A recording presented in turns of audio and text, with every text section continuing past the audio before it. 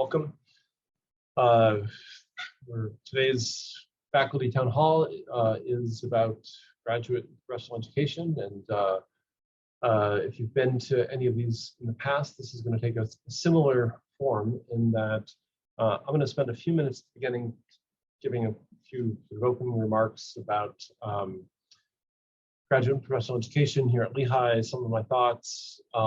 We will then turn to the responses that we got. So we asked a set of questions as part of the RSVP, and we'll turn to some of the responses that we got through that process. I think Oliver Yao and Alan Snyder are going to help lead that, the different parts of that discussion, and then we'll open it up to the group. I'm going to have a few slides, not many, but I'll start with talking through a few slides. So I want to give a little bit of a perspective on graduate and professional education here at Lehigh and more broadly, a few sort of points to make early on. Overall, across the country, and just in comparison, especially to demand for undergraduate education, demand for graduate professional education is on the rise. There's projected to be about a 50% increase over the next decade in demand for graduate and professional education. And I should maybe take a step back. Here, when I'm thinking about differentiating between graduate and professional education, in part, this is the difference between the typical model of PhD education, where we cover the tuition costs and pay a stipend for somebody, versus professional education, where they are paying us tuition for a degree program, an MBA, or many of the professional master's degrees in these two categories. And I think it's important to talk about both of these together at times, but also to think about the different needs, different demands, and different types of students in those two different categories. So if you look at graduate and professional education overall, there's expected to be a significant increase in demand. And this is even with anticipated declines in the numbers of international students coming to the US for graduate education. This year, putting this past year aside, when I think the decrease in the total number of new international students coming into the US for education was about 43%.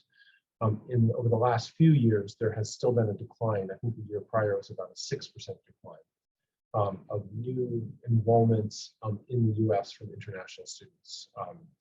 I know that many graduate and professional programs historically have relied on international students, especially students from China, as a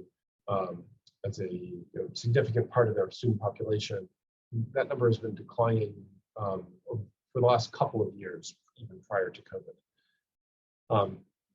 I think one key issue is, and we're thinking about this, is that if you think about professional students in particular, they're very career focused. These are people who are getting a degree often with a particular objective in mind, whether that's getting a better job, getting a different job, increasing their salary, etc. Also in the professional education domain, there's increasing demand for online and hybrid approaches to education.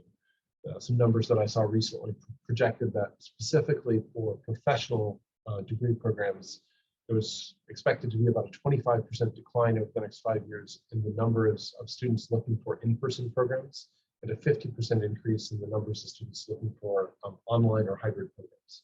I think that is a significant change.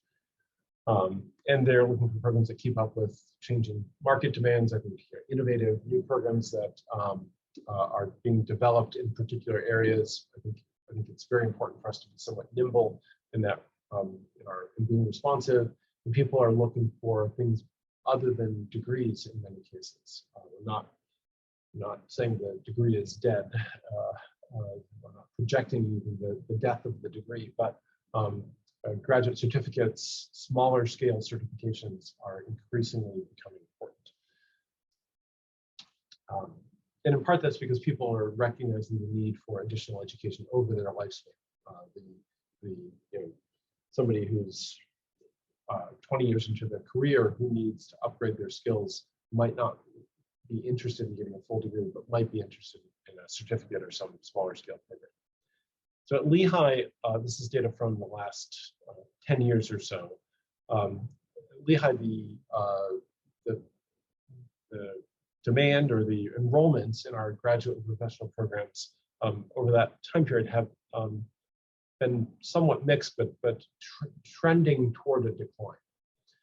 You can see the numbers here for the different colleges at Lehigh and the inter-college programs.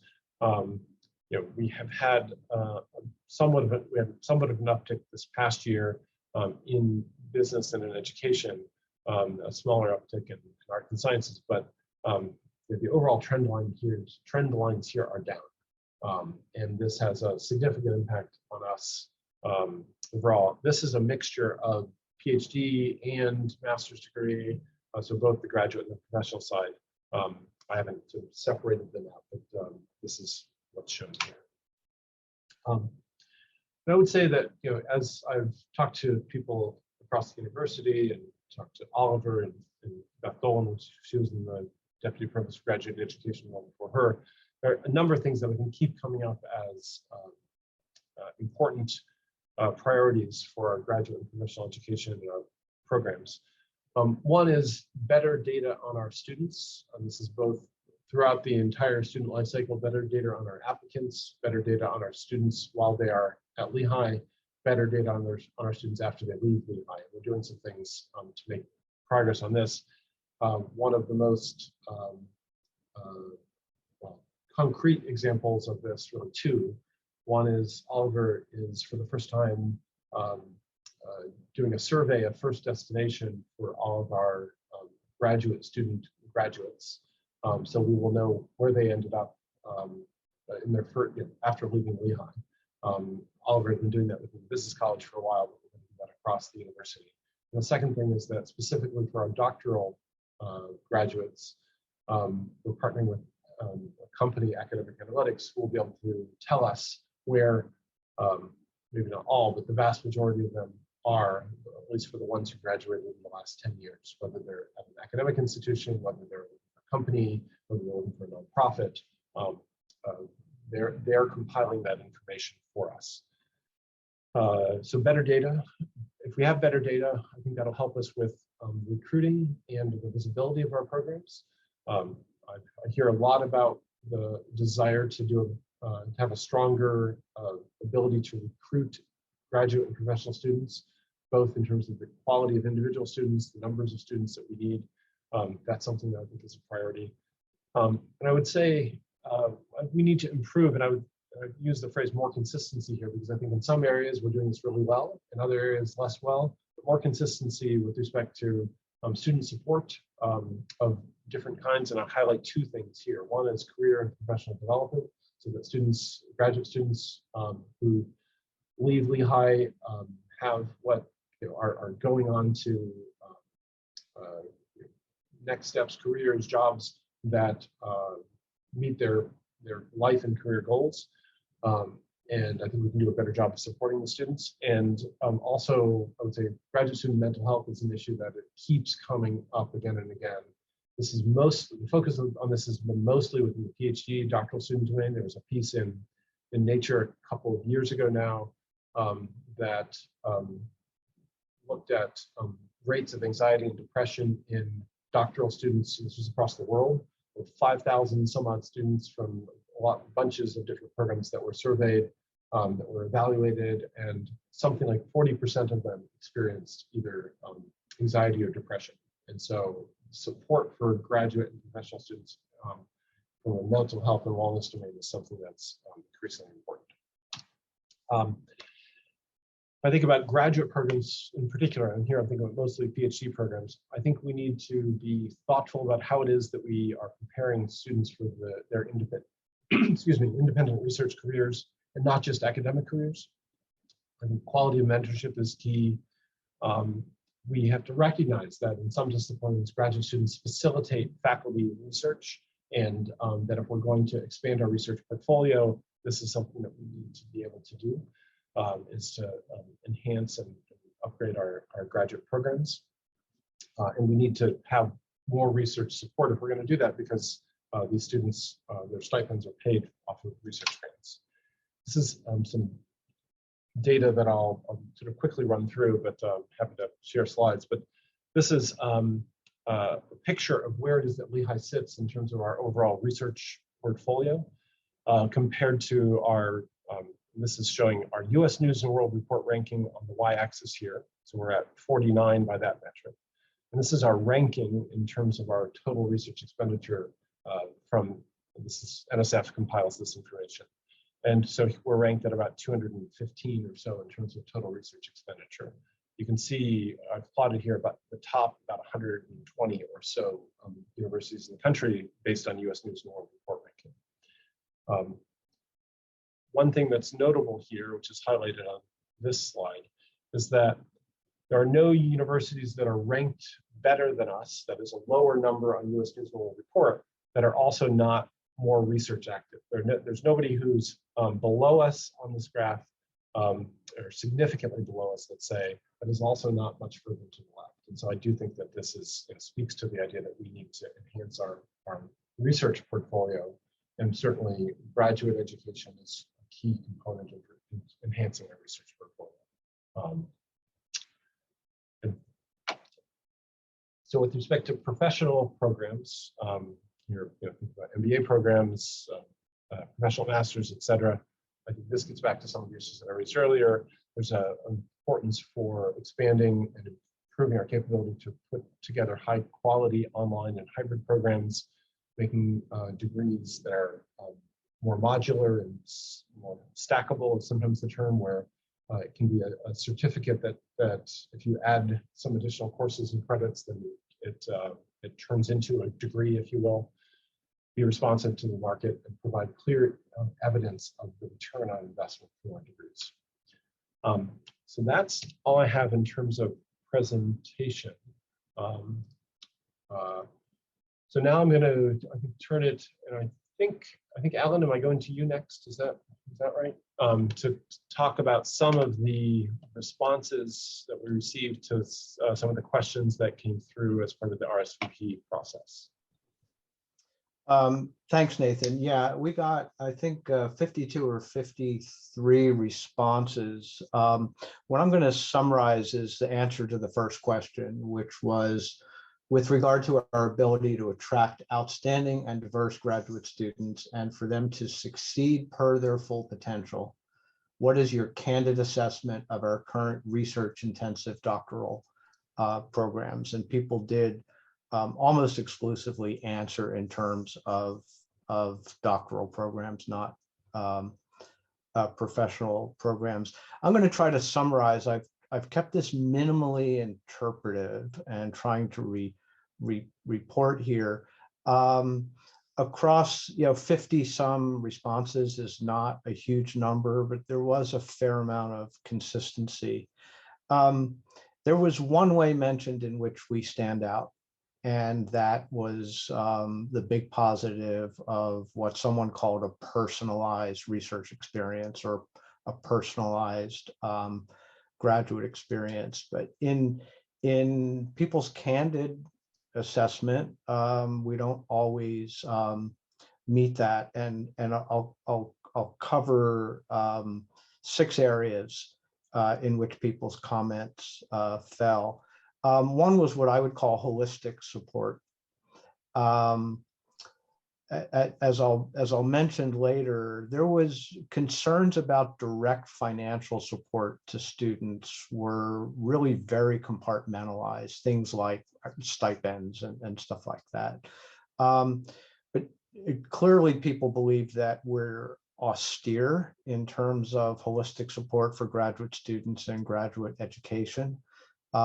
Services such as childcare and housing options, the general need to improve what we might call the presence or visibility of graduate students and graduate education. People have been around, have heard these things before.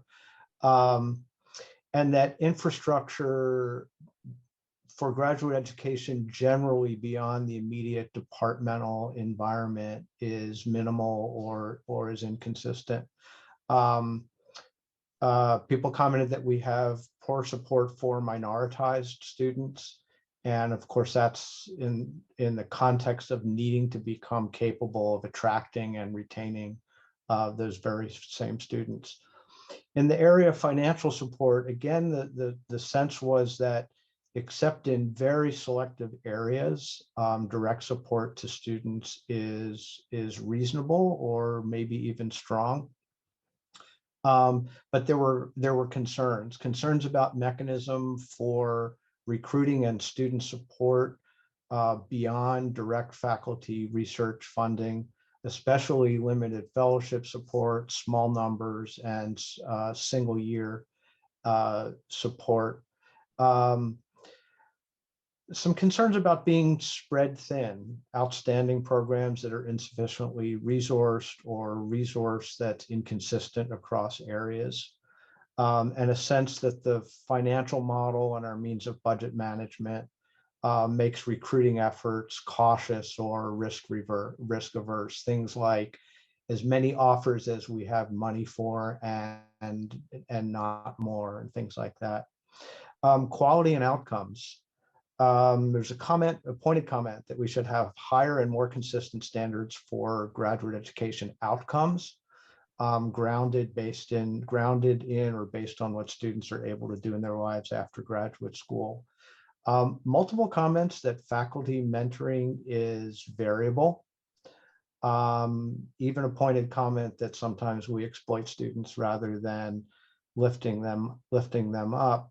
And this is in the context of some of the structural comments that we have a preponderance of one-on-one advisor or mentor-student relationships, and this leaves students susceptible to variability, whether it's in the interest of a given faculty member to be a graduate mentor or their ability or degree of experience. Some concerns about excessive dependence upon TA service to support graduate students beyond what comprises a valuable experience for the students. And some areas in which faculty report being spread thin and doing things like combining upper level grad courses and undergrad courses, not because they should, but because they feel left without any other choice. Reputation, recognition that students shop around. They may be attracted to a particular mentor. They also may judge programs overall in terms of their rankings.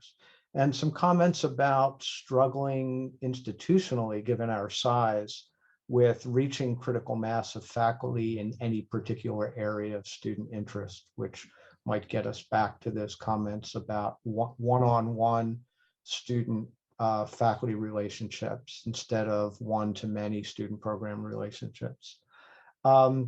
Recruitment, a general sense that recruitment efforts are spotty and lacking, and some concerns that not all colleagues participate in the effort. And a comment consistent with one of the points Nathan made, that a rising number of students, even though we were asking here about research-intensive doctoral programs, that a rising number of students are looking for brief career-enhancing graduate programs, most likely well beyond what we offer.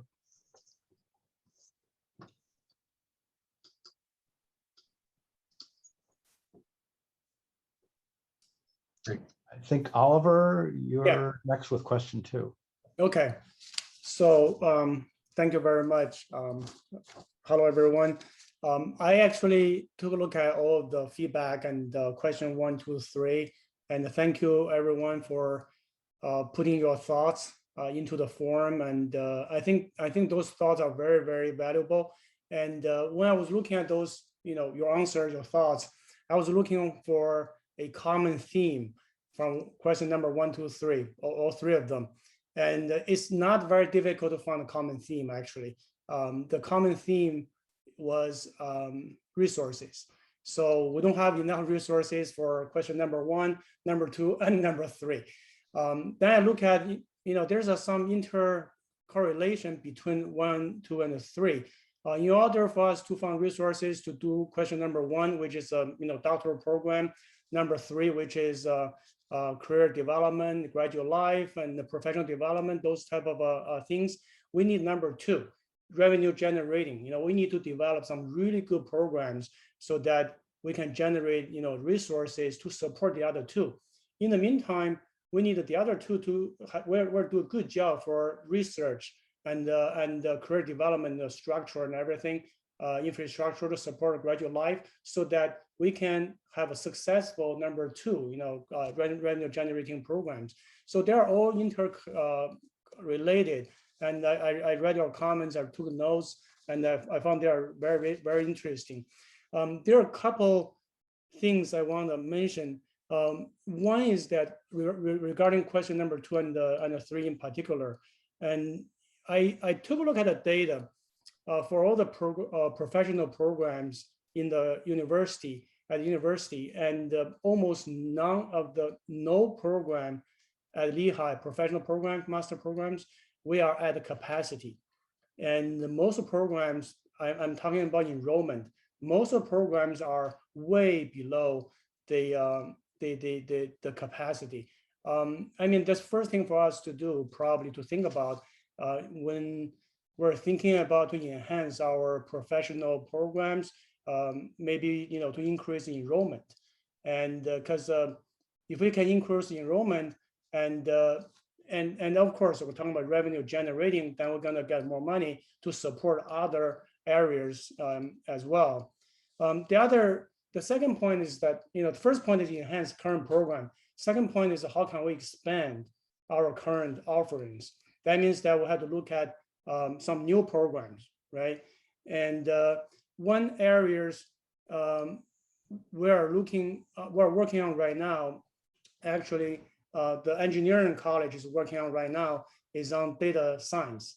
So we're looking at some areas that can sustain high growth for the next maybe decade or decades. And one area, of course, is data science. Everybody knows that data science right now is a very hot topic. Lehigh is not first mover in this area. We don't have to be a first mover, given Lehigh's size. First mover is always risky, and but we're probably right now second mover, which is the right timing. And college engineering is putting together a proposal for a master program on data science. So the idea is that if you remember 2016, the task force put together the report for graduate education for Lehigh, and one area the report really want to push on is interdisciplinary programs. So starting from data science, we are thinking about data science as the foundational platform, and because data science is actually it is a foundational discipline, and because many other specific domain disciplines, and we all use data analytics today, from business to science to health to education. So after we develop this data science program, and we can probably extend from data science to data science plus another discipline, specific domain discipline. For example, data science plus management, right? Data science plus accounting, data science plus journalism, data science plus educational leadership, data science plus health. So in this way, you have a hub and a spoke system. And then this can be one of the strategic investment area for Lehigh to grow. Of course, at this moment, it's still early stage. Your feedback, of course, will be highly appreciated. And when I was reading all your comments and your feedback, I was also thinking about another point. All of the comments we're talking about, all of them actually, we're talking about how can we do more. So then it made me think that Lehigh has a limited resources, right? Because everybody's talking about resources. Of course, we have limited resources, and where to invest and how to do better on one area. And we cannot, just invest in all the areas. That's just not possible. We're looking at a optimization problem under resource constraint, over here. One way is that we invest in some areas very important. The other thing I was thinking that maybe we should think about, what areas or what in specific that we should strategically uninvest. I was reading an article in Nature a couple of weeks ago, and only a couple of weeks ago, very new, and talking about human brains have a tendency to when do the problem solving, have tendencies to add rather than subtract. I'll post the link in the chat box in a little bit. So that's question I forgot to suggest to put as a question for you to think about. Maybe right now I put it out here for you to think about. Maybe there's somewhere for us to strategically uninvest as well. And then I want to talk about the data analytics, because Nathan mentioned we have started a few data analysis projects. One is the next destination data collection for our graduate students, and also we contract another firm to collect all the doctoral students for the past 10 years where they are right now. And Frank mentioned one idea in the chat box, and 100% agree. And Sabrina and other faculty and staff, they mentioned a similar idea as well. I have already started working on that project. That's for yield management. If we can really increase our yield, it will help us, in recruiting a lot. And we are going to send out a survey to all the applicants who we made offer to, but they did not take our offers. And then we analyze the survey, maybe, and think about what the reasons they didn't take our offer, and then we provide feedback to the programs, and the programs probably can, based on the information, they can take a look at and how to improve the program. And talking about the question number 3, I think mental health is important, and there's a lot of not a lot, quite some of you mentioned about graduate housing. And I also think that's important. Probably that's a question we should discuss over here.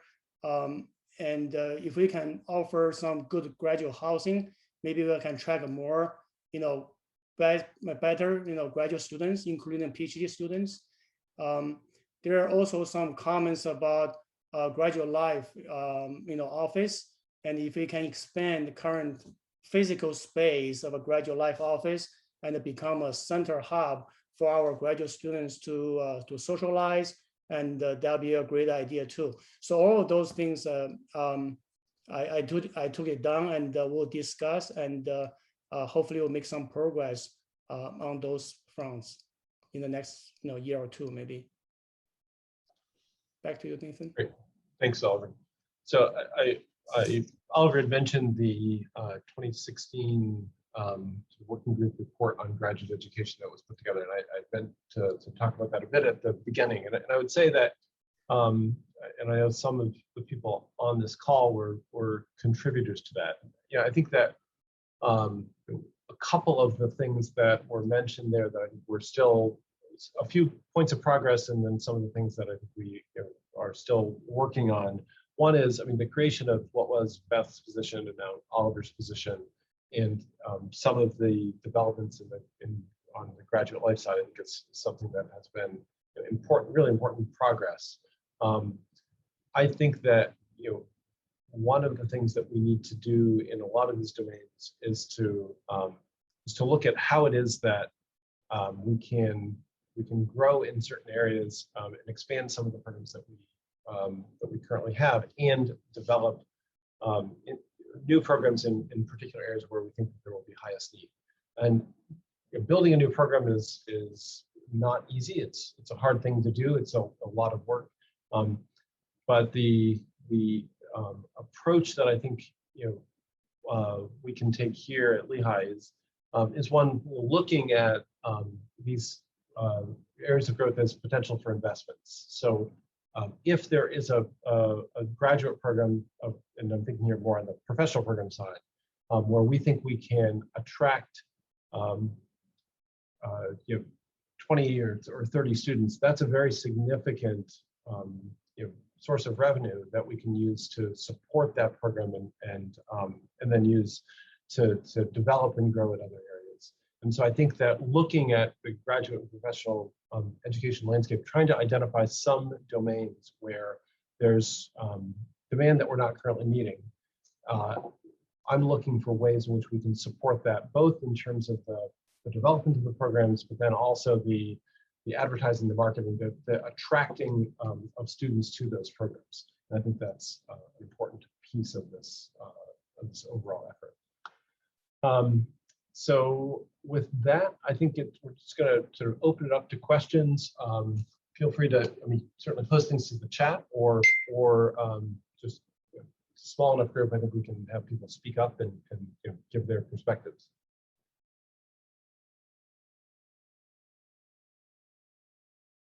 So I'll start off with a question, and since nobody jumped in. So are there areas where you think that we should be either growing programs that we have, but we need to do a better job of attracting students, or where we should be looking to develop new programs? Oliver mentioned data science, which I know that's an ongoing conversation within engineering. There were some mentioned in the response to questions, but I'm curious as to people's thoughts about where are there opportunities for growth.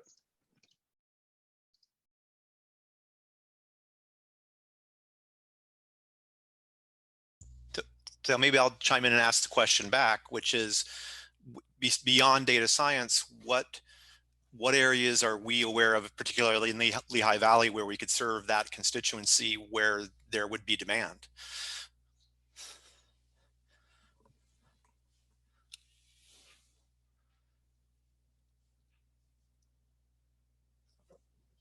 Does anyone want to respond? I'm sort of relatively new to the Lehigh Valley, but I will make some statements that I would be happy to either get supported or refuted. But I'll say a couple things.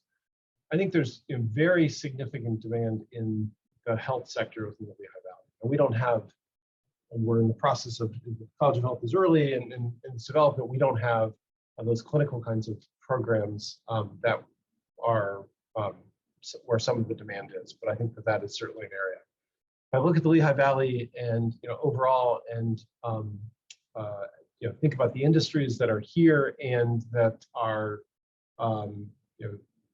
have potential need for talent at the graduate level, clearly the whole sort of everything related to logistics, transportation logistics seems, it's a huge area.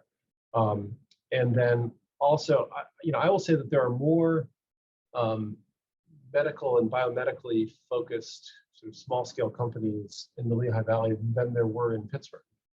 And so I think that is an interesting potential area as well.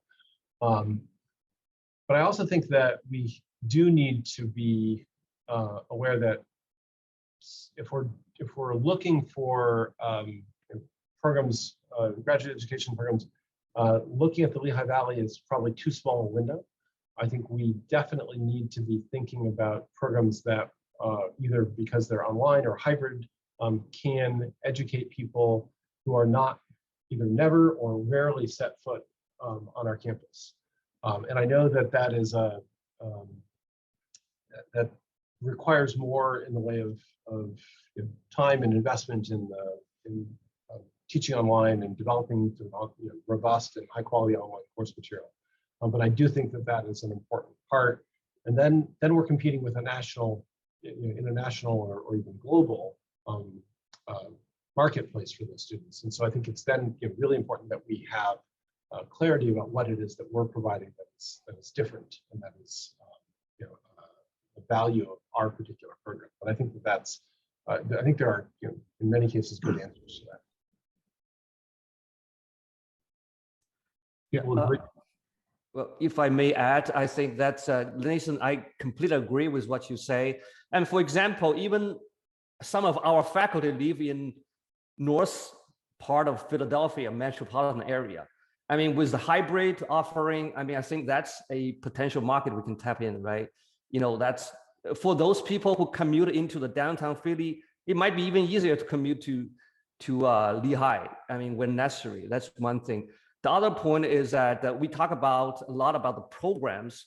Now, I potentially look at. I was reading an article about the associate dean of Northwestern University's business school talking about the executive education.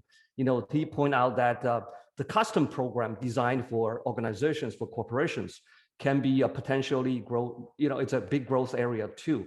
So that's not. It could be a shorter program, smaller in scale, not necessarily given a degree, but a custom for designed for specific needs of a corporation or organization. So that may be some other areas to think about.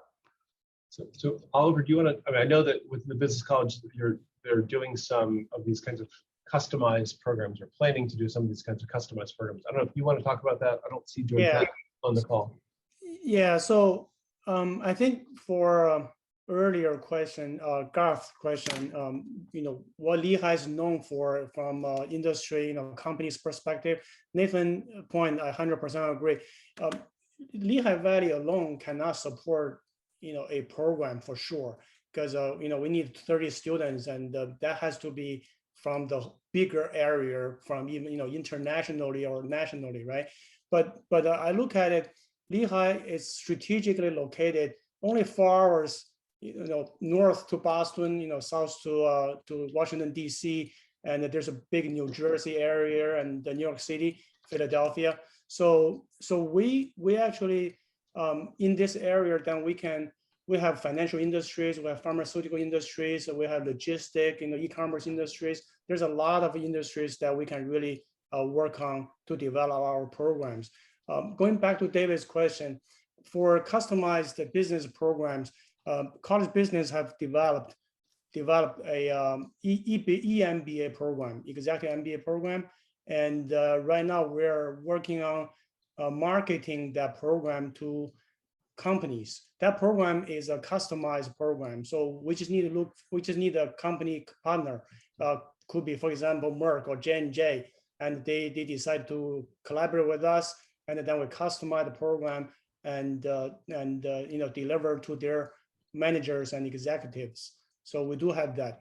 And also following up on Nathan's earlier point on his slides, we are also working on, this is not only for college business, for the whole university. So I want to put out there for you to think about too. Contact me, we can discuss for more if you think that this is something for you, for your program. This is for the macro credentials. Rather than we use a whole master program to recruit. And a lot of times our students, they're professional students or full-time, part-time students, they just want to come over here, they don't have enough time, they don't have a lot of time, a couple of years to invest yet. They just want to come over here for a couple of months or spend a few hours a week.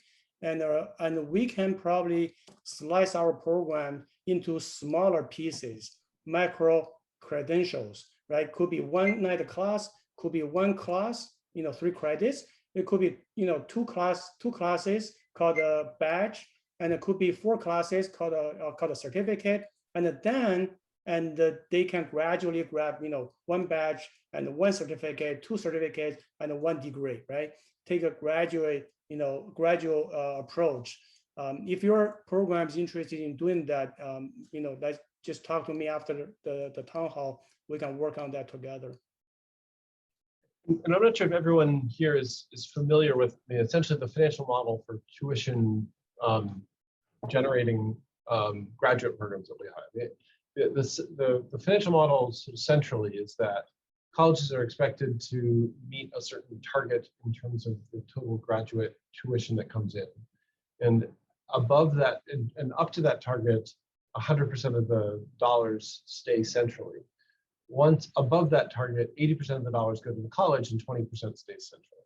So that is the formula, if you will, in terms of how it is that money is distributed to the colleges. And so that's the basis for some of the ways in which some of these things could be paid for, sort of leveraging on or making use of that model. So for thinking about growing programs in particular areas, that's if there's an investment that can be made up front that to cover costs for program development and getting the initial visibility needed for that program, then, or as I put in the chat in response to David Casagrande, there may be some additional initial investment to try and decide, like, is this actually something, is this something everybody's doing? Is this something that there's demand? How much competition would there be? This is, we can provide some of that upfront, and then if for those programs that are successful, they end up paying for themselves.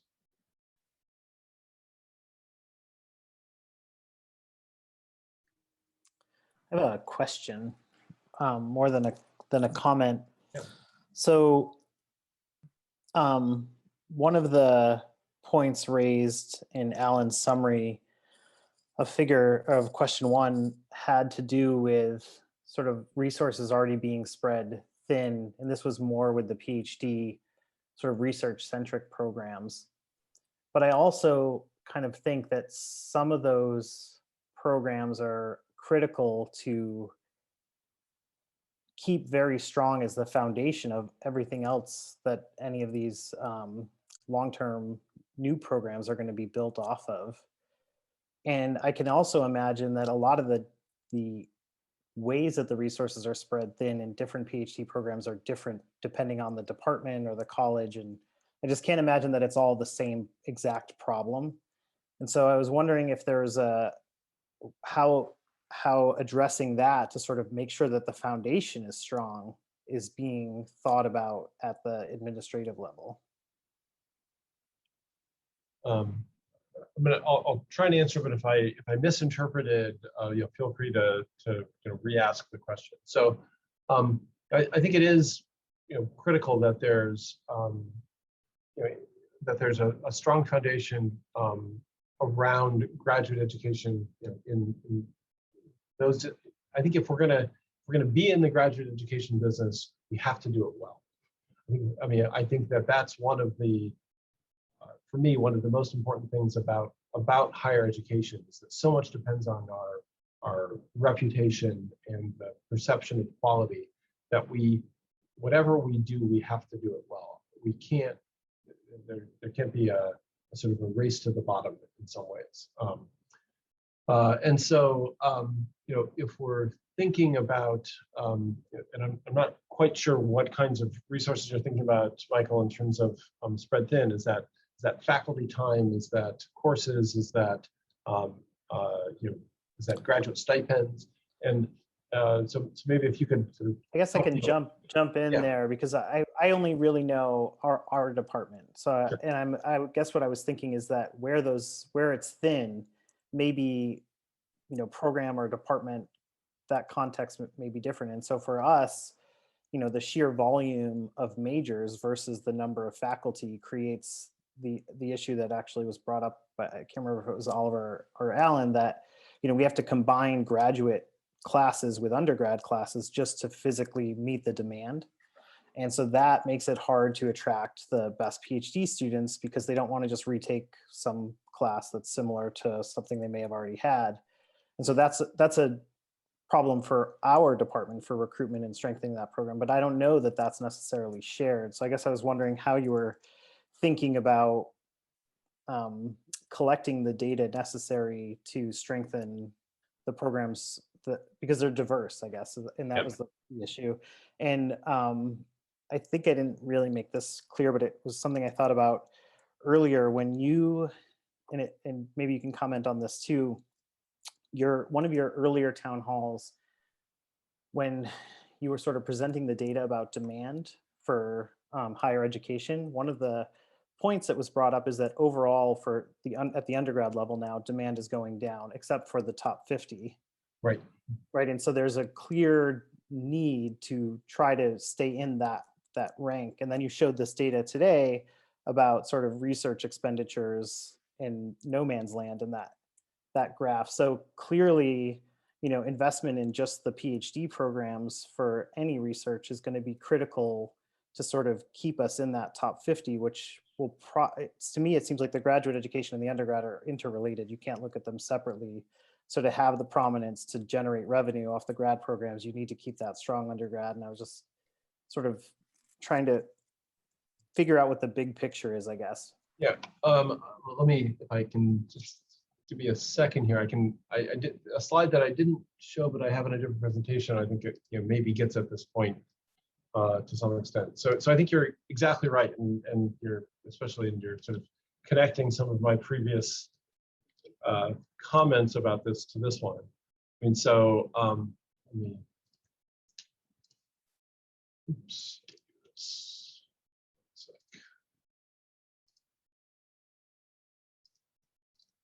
All right, so here's the no man's land. And once again, my view of this, and I'll even sort of add a little bit of additional information to this. So again, here's Lehigh, and if we're see. Oh, sorry, let me there.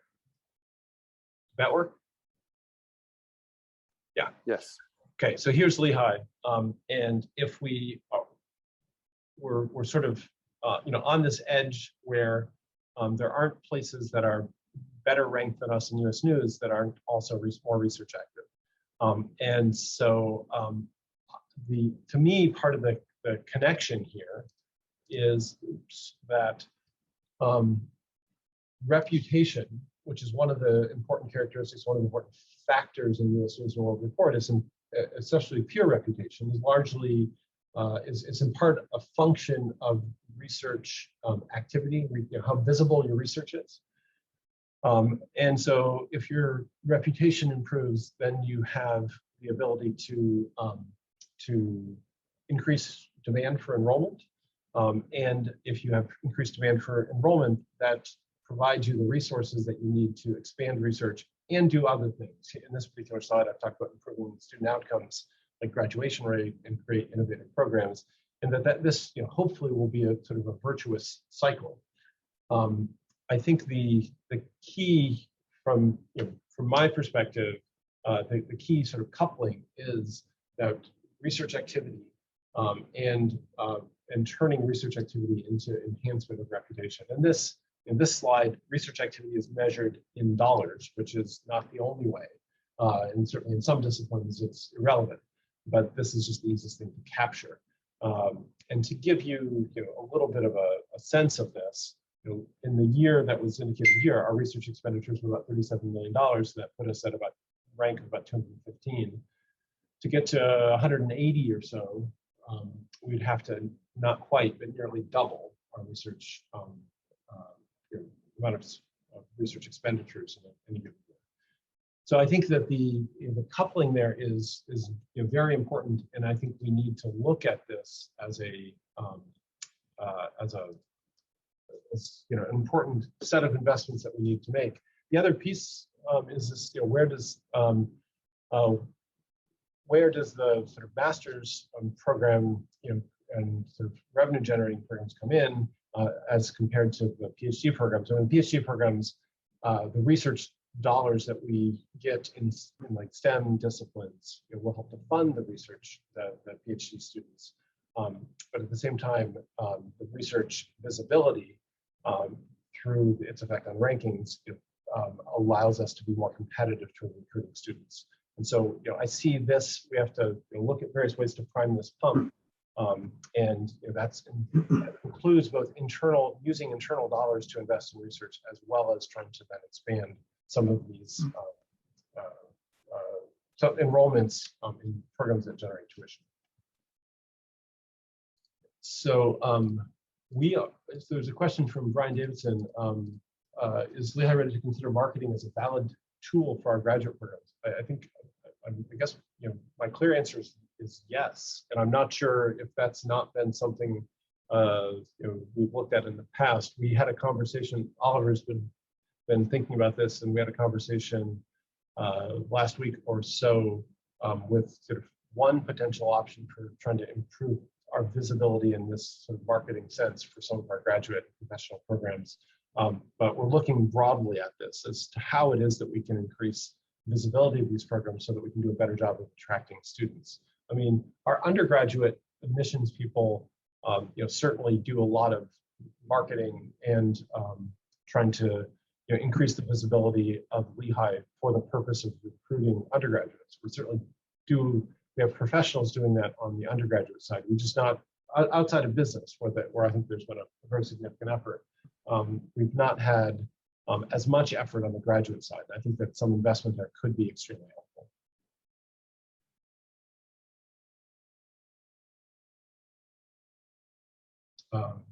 Mike, do you want to? Yeah, quick question. Mike Lehman from Technical Entrepreneurship.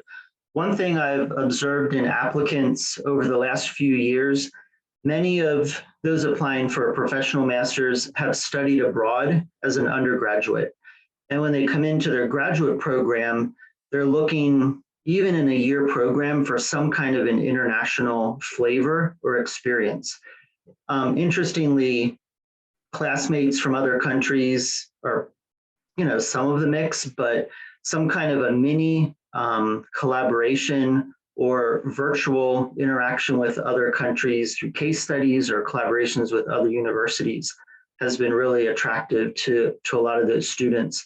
So just curious, any thoughts on your experience or, connections we have with other universities through undergrad programs that we could strengthen some of that to make our graduate programs more, a little bit deeper in terms of perspective.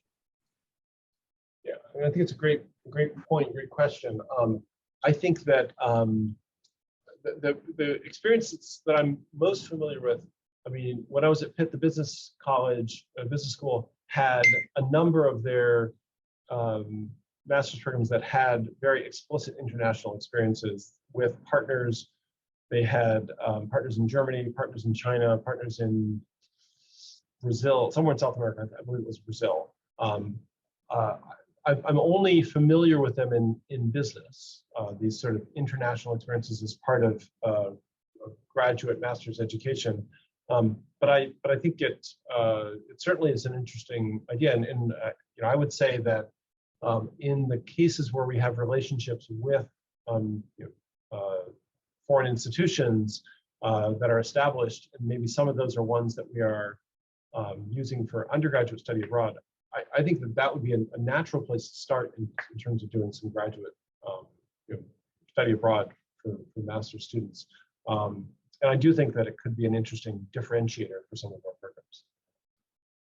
I don't know, Oliver, is the business school doing any of this kind of work at Lehigh? You mean marketing?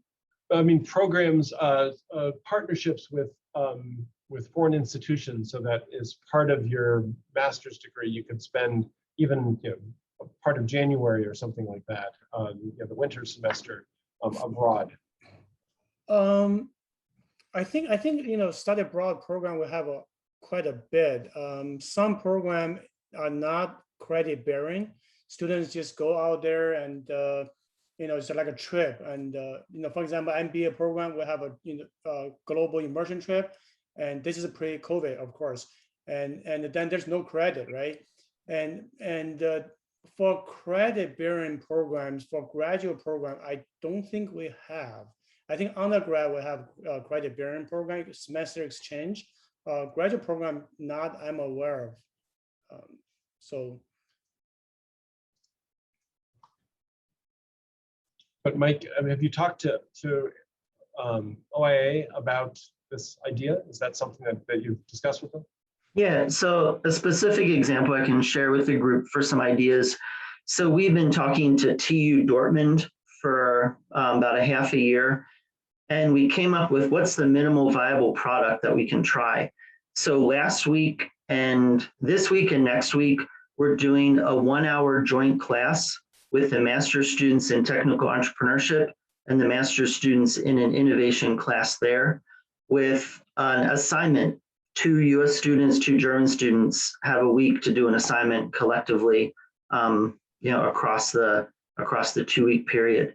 And it's just amazing the way the grad students responded to this short burst of virtual international collaboration in a way that I did not envision them to be so excited about. And some of that follow-up, they said, like, you know, many of them said we studied abroad as undergrads, we had lots of international experiences, and we would love more of that, you know, throughout our grad program. So just something, you know, collectively, all of us in graduate education can think about how it doesn't have to be a big thing, like just small little doses with some of those strategic partnerships could add a lot of value. And if we, going back to the marketing, if we market it, it could help someone say, you know what, I'll pick Lehigh over another school because I get to interact internationally throughout my grad program. Yeah, no, I think that could be, I think it could be an interesting differentiator. And I think doing it through partners that are already, or we already have relationships is important. On the PhD side, I know that chemical engineering has an arrangement with, I think it's IIT Madras, with one of the IITs, I forget which one, but I think it's Madras. And as part of that, as part of the initial discussions, I was talking about doing some online classes, student sharing, IIT Bombay, thanks Jim. As soon as I said Madras, I'm like, I don't think that's right. Doing some joint classes with, between Lehigh and IIT Bombay students. And I think that could be, I don't know if that actually came to fruition yet, but I think that kind of thing is a great idea on the PhD side as well. So Frank had raised the issue of one of the approaches that some graduate professional programs seem to use towards marketing their programs and getting increased visibility is just simply social media of the faculty in those programs. And I completely agree. I think that there are some people who are very effective at raising, you know, the visibility of their programs in this way and, you know, directly connecting with students. I mean, social media is where students live. And so I think being there is important. And so I'm not, you know, so in order to do this, I think we just really need to make sure that faculty, you know, are thinking about this and maybe have some you know, pointers as to how to do this most effectively. I don't know, Frank, is this something that are you trying any of this or doing any of this kind of, or is it just, at this point just an observation? Well, I avoided social media myself a lot, but then I've been realizing just going on Twitter, you know, in the past year or so, there are just tons of faculty who are basically saying whatever they're doing, saying what their students are doing. And, you know, I've had some posts that I brought followers on, and it's amazing. You see students that you can really tell that they are prospective students, and they will follow people and see what it's like. And some faculty show a lot of personality. So, I mean, you could put this in the hands of staff to do, like, market what's going on in the department, but seeing it from the faculty directly can be really effective, I think. I think it's an interesting point, and probably we should, you know, as an action item, you know, put together, get to some of the people from our marketing communications department and have them do a bit of a workshop on how faculty could do this. We should, you know, look at some best practices for it or something. Oliver, I don't know, I think you're smiling. Is it a good idea, bad idea? 100% agree with Frank on this, because I did take a look at data. This is before I took over this position. So I look at only college business data. More than 50% of applicants, there's one field in the application form, ask them, where did you hear us from? More than 50% of them heard from either alumni or from faculty member. So this is you know, Frank's suggestion is really, really important. And also want to talk about, you know, Brian's suggestion, whether we have done any marketing. You know, the big, that you know, Super Bowl type of marketing, we have no resources, absolutely, right? But we, in the past year, and Beth did the marketing in the public radio, I forgot which one, WHBN or, you know, Lehigh Valley, the music station. What was, I forgot the station, but some of you probably heard about that on radio. And also we have an ad in the diversity action for the STEM minority, you know, group, and hopefully we can reach out to them as well. And most of the marketing actually are done at the college level.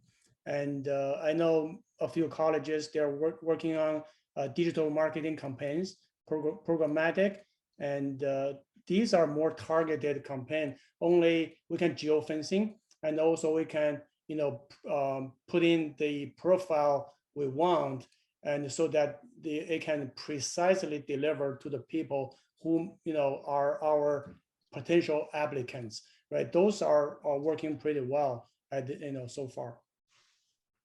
Yeah, WHPN. Thank you, Kathleen.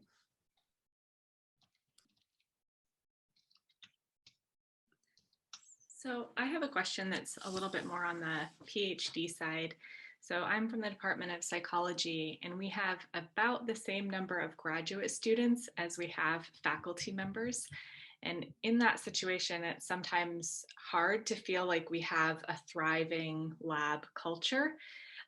We've often talked in our department that if we had more graduate students, we think the department itself would be more attractive.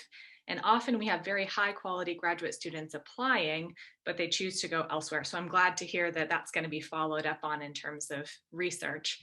But I also feel like if we had a more thriving graduate program, we would probably be able to attract more research money by being more productive. I know some universities have systems like the number of TAs per course is dependent on the enrollment in the course, right? With a cap, if you have more than 75 students in a class, you need to have 2 TAs for that class. Is there anything right now looking at just sort of growing the number of graduate students to improve the sort of quality of the programs? So right now, those decisions are made at the college level, and so. But I would certainly be interested in sort of willing to entertain thoughts in this direction. So it's interesting. It's very discipline specific. When you were saying that you have 1 PhD student per faculty member, I was wondering whether the conclusion was going to be that's too many or too few, because of the differences in disciplines. So when I was department head at Carnegie Mellon in biological sciences, we made a concerted effort to grow our PhD program in order to try and enhance our sort of research productivity. I would say it was somewhat successful. In that case, we used revenue from a master's program, specifically a computational biology master's program, in order to do that. And so we took some risk and hired some faculty, some teaching faculty, to be involved in running that program in order to develop it and expand it in a way that then allowed us to take the revenue from that the master's program in order to support more and more PhD students. We did not get any increase in TA lines, and I'm sort of mixed about thinking about the relationship between undergraduate teaching and TA slots in terms of how it is that should be. I think that I think in the best case, we're not really thinking about graduate students as providing that kind of sort of teaching coverage. I think we should be thinking about the teaching that graduate students do as part of their education, rather than sort of work for the university. And I understand that it is something that it's part of the system that we have in place, is that is part of the way things work. But I think ultimately, graduate students, if we're successful in expanding research, hopefully more and more of our graduate students will be supported through the research rather than as in a teaching environment. Except that I think we do need to give opportunities to graduate students to teach, especially those who are interested in being in academia. I just wanted to make a couple comments. So having those TAs in there also helps the undergraduate experience as well, right? But also I just want to say there's sort of like a little bit of a chicken and an egg situation there with like trying to grow research and needing to have graduate students. So you have faculty that can get the research dollars. So Nathan, and maybe this is a bit of a reply to what you said, Nancy, but so we're trying right now in the Rawson College to fund the first year, ultimately to fund the first year of every doctoral student centrally from the college. Now, half of that comes from using our TA money toward what Nathan was saying, right? That now teaching becomes a part of every PhD student's requirements, just sort of as their education. And then we have those TA funds that we can use for part of the first year. But the other piece of it is from philanthropy. And our goal is we need to raise about $1 million a year to fund this. And there's a lot of, the general rules out there about fundraising in universities. It's really hard to raise money for research and doctoral programs because most of our alumni and donors are undergraduate alums. And so we're seeing we're about 20% of the way there right now. We're seeing if we can do that. But I think if we could figure out as a university how to raise more money from donors to support doctoral students. We're doing the first year because we feel like that gives the departments and the faculty members more chance to take some risk, right? To bring in more students in the hope that we can use that as a growth, funding a full, the full time of every student obviously would be out of range. So I think this is an interesting experiment and I hope it maybe can be applied more broadly if we can make it work. And the argument we make to donors is, look, funding or graduate students are an important part of what we do in research. Advancing research will advance the reputation and the impact of Lehigh, which will improve our rankings and all of that.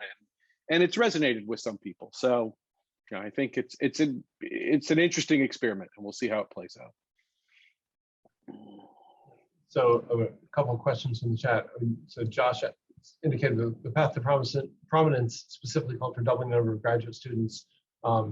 So it's not clear to me prior to my arrival exactly what sort of plans there were in terms of growing the number of graduate students. I understand that in the description of the path to prominence, there was this doubling notion. I don't know. So I think for that to be successful, that'll have to be done through a mix of graduate and professional students, some of whom are paying tuition and some of whom we're giving stipends to.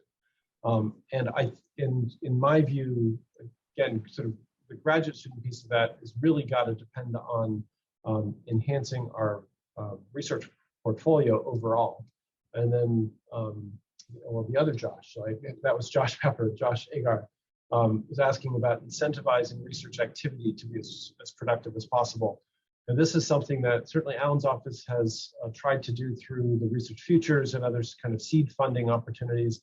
The other thing that, I think we're at a very interesting moment right now. Just before I came to this call, I was on a call with two members, with Chris Carter, who's our government relations person, and two members of the House Committee on Science and Technology staff, because there's a bill that's being proposed, I forget the exact name of it, but there are several versions that are out there. One came from Chuck Schumer, which was called the Endless Frontiers Act, which was proposing to double the size of the National Science Foundation in terms of funding by adding a technology directorate to it.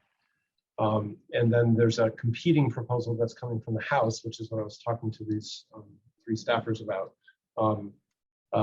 That would, again, not quite doubling in that case, it's more like a 50% increase in the funding to the National Science Foundation, with a big focus on how it is that this funding would make the US more economically competitive. So I feel like we need to be in a very sort of thoughtful mode about trying to make sure that we capture a larger than our fair share percentage of those increases that may be coming in the near future. And there's significant bipartisan effort on this. Maybe 3 weeks ago, I talked to staffers in Pat Toomey's office about the same issue.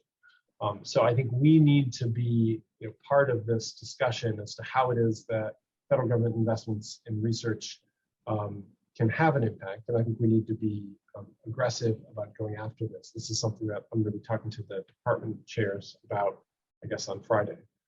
And in part to do that, we need to make investments, internal investments in research in those areas where we think we can be as competitive as possible. Research Futures has been a part of that.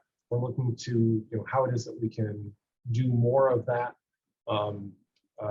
certainly it takes money to put us in a position to be competitive for that kind of funding. So we're looking to try and make these kinds of investments,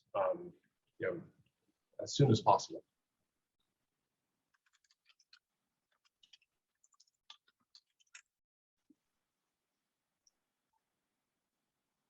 And I should say that, the increases in federal funding are not just NSF that's being proposed in the was called the infrastructure bill, which is I guess now called the American Jobs Bill, the Biden proposal, the $2+ trillion proposal. There are about $250 billion of new research funds that are part of that proposal. And then in addition, in the Biden budget, standard budget for this year, there's a $9 billion increase for NIH specifically that's being proposed, which would represent about a 30% increase in the NIH budget. So there's, and then, there's another $50 billion or something like that specifically targeted at research and manufacturing, probably in part through NIST and through other federal agencies. There's another $30 billion for innovation hubs, specifically not in the top 7 cities for innovation. So if you're in Boston and San Francisco, if you're in, I don't know, probably New York, Los Angeles, don't apply. So this is, I think, in my view, it's a once in a generation. It has the potential to be a once in a generation increase in research funding, from the federal government. And I think we need to be well positioned to compete for that. And in order to do that, we need to make investments. We need to make sure that our faculty are as competitive as possible for that, and have the support that they need.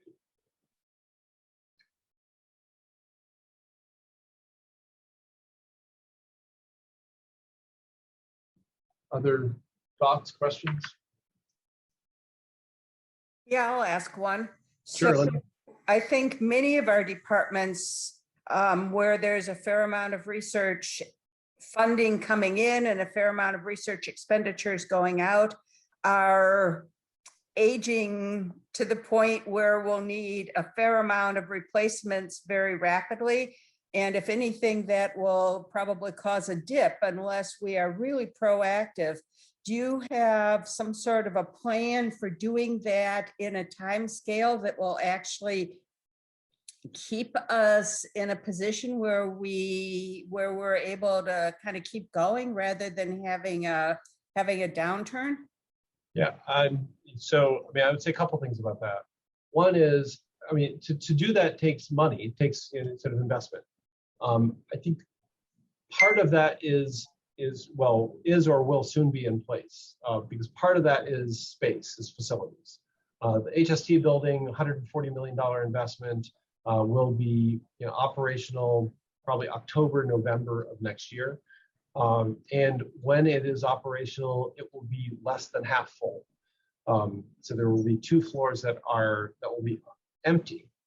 One of the problems with this is that those 2 floors are actually empty, meaning that they're going to be shell space. They're going to be big empty spaces, no desks, no furniture, no walls. It's going to cost about $30 or so million to outfit those 2 floors in order to make them ready to put people in them. And so we've made part of that investment already, but we need to make additional investments in hiring faculty. Right now, 60% of the university's revenue comes from tuition. And so we are looking to, in order to have the money to hire the faculty, we need to grow the student population, and that's both the undergraduate population and also the professional student population, so that we can have the money to hire faculty to fill HST and to avoid these future drops in productivity, so that we can hire in advance of people retiring and hire in advance of people slowing down their research as they approach retirement. And we can and certainly will try and do a lot of things in terms of fundraising. But I think that the single biggest source of funding to enhance research is going to come from enrollments. And so we need to make sure that we are as competitive as possible. I mean, we are looking to expand this year over last year by about 100 or so students on the undergraduate side. On the graduate side, we're going to be, well, it's going to be a struggle this year because of the difficulty in getting students from China to get immigration, to go through immigration and get visas. So that's, it's going to be hopefully good news on the undergraduate side. On the graduate tuition side, I think it's going to be more challenging. But that's where we are right now. I really want to be able to hire significantly, because I do think that increasing research overall in part is going to be based on hiring. I also want to look at ways in which we can better support the faculty who can be competitive, especially in this environment where NSF and to a lesser extent NIH are expanding their overall levels of funding. So we need to make sure that we're competitive. I think the College of Health is off to a good start in terms of research funding, and expanding in that area will certainly be make us more competitive for the overall picture of NIH funding. I've got no magic money tree, so we've got enrollment is the single biggest variable. So we have to create interesting programs and make sure that students are having a good experience so that they help recruit the next cadre of students.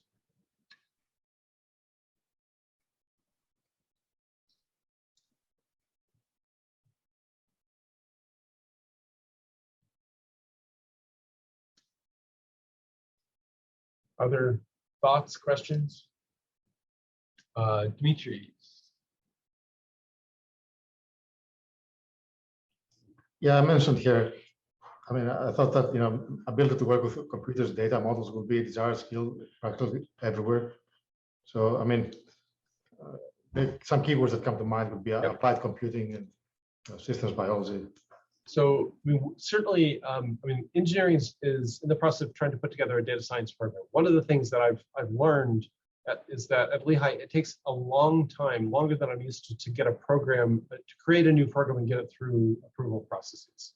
And so I think that that's something that perhaps we need to look at streamlining, because I think especially in the graduate domain, these things change very quickly. And so I think we need to look at ways in which we can be more nimble. I think that sort of the term applied computing is not one that I've heard before. It's a sort of an interesting idea, or I think I get sort of what it means, but I think it's interesting that it may be something that could be a novel descriptor in some ways. If we were looking at that, and I do think that the intersection between data and biology and medicine is huge, and certainly the College of Health is interested in this area. That they're hiring trying to hire a couple of biostatistics people right now, and I think that is something that is one area. I think the broader area of any intersection between life and health sciences and data is something that is incredibly important right now, and there's a lot of interest in demand.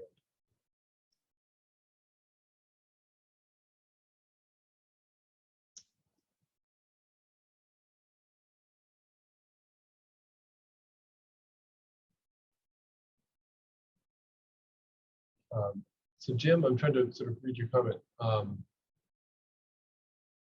Yeah, so I mean, one, tell me if I'm interpreting this incorrectly, but I think that a couple of factors come together for me. One is that people overall need more education today than they did 10 years ago. In many cases, an undergraduate degree is not sufficient. And in the current era, where the job market has been tough for many people, the idea of taking an extra year after a 4-year undergraduate degree and getting a graduate degree is in many cases a really good idea, because entering the job market in a time when you're going to command a lower salary than you otherwise might is actually hurts you long term, hurts you for the rest of your career in terms of salary. And so sort of sitting out the job market for a year, I think can actually be a net positive in some cases. And I think that we can and should try to talk to our undergraduates about staying on an extra year for a graduate program. I think we should make that really easy and simple. I think we should, automatically admit if an undergraduate student gets above a certain GPA or something like that, we should tie that directly, into their admissions into a graduate program if that's what they're interested in doing. Yeah, Maybe so I was thinking a little broader than that. So I was thinking, as Steve said earlier, that raising money for graduate programs is challenging because a lot of our alumni are undergraduates. It's pretty well known that across the country that fundraising for graduate programs is just tougher. But I'm wondering if we had the challenge of creating programs that on paper look like what you were just describing, help students even in 4 years maybe get a certificate on top of their degree.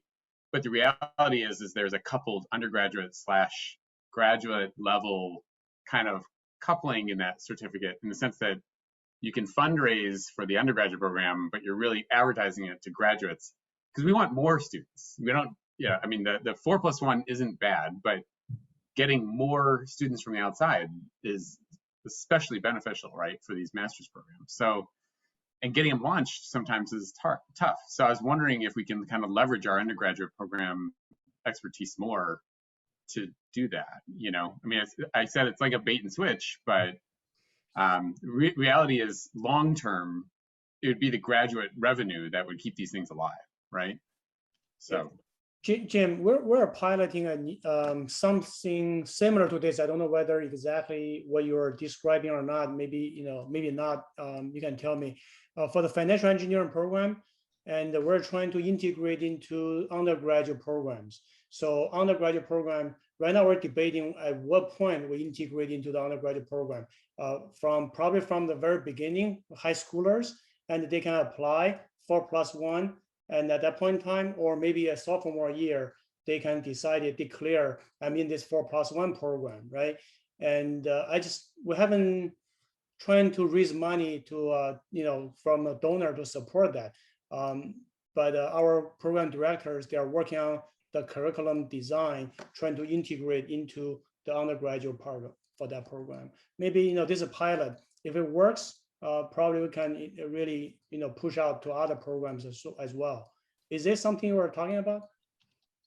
Yeah, that's kind of the spirit I was thinking about. But also, I think the other challenge there is that we'd probably have to make more of these undergraduate classes online, since eventually, and maybe that's something that, is residual from this time during COVID, where we had a lot of online classes, that some of our electives end up being offered more online, from the undergraduate curriculum that can be leveraged into certificates for graduate students and so forth.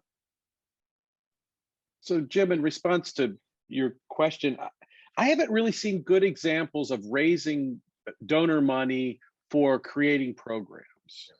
And there may be an opportunity in that space, but I think it would, I have seen it in corporate donors perhaps, that corporations that see certain things, but so I don't know, because we're not raising, the graduate money we're raising is actually to support students, not to create programs. So I don't know.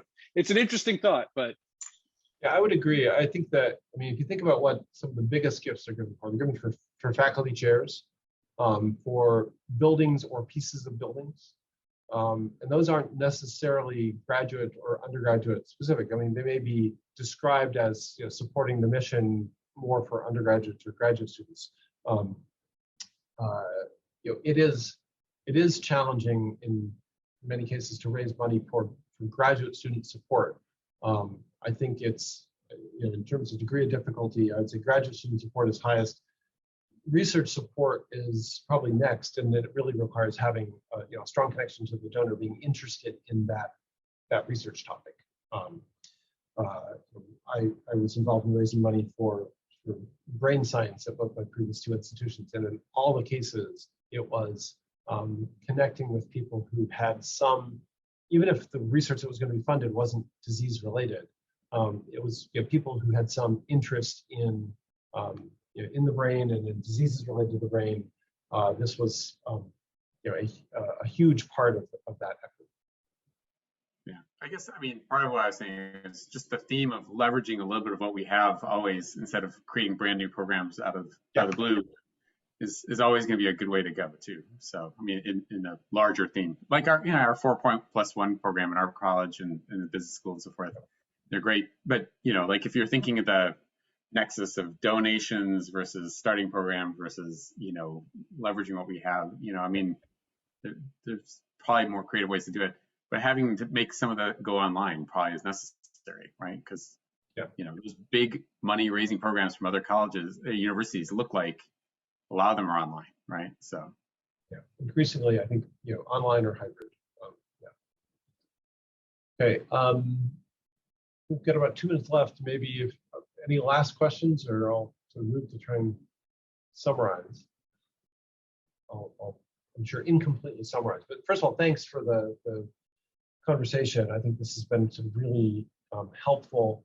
I hope that it's given people a perspective on, to some extent, where I'm thinking about both graduate and professional education.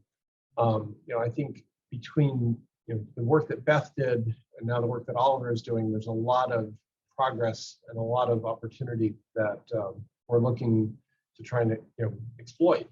I think on the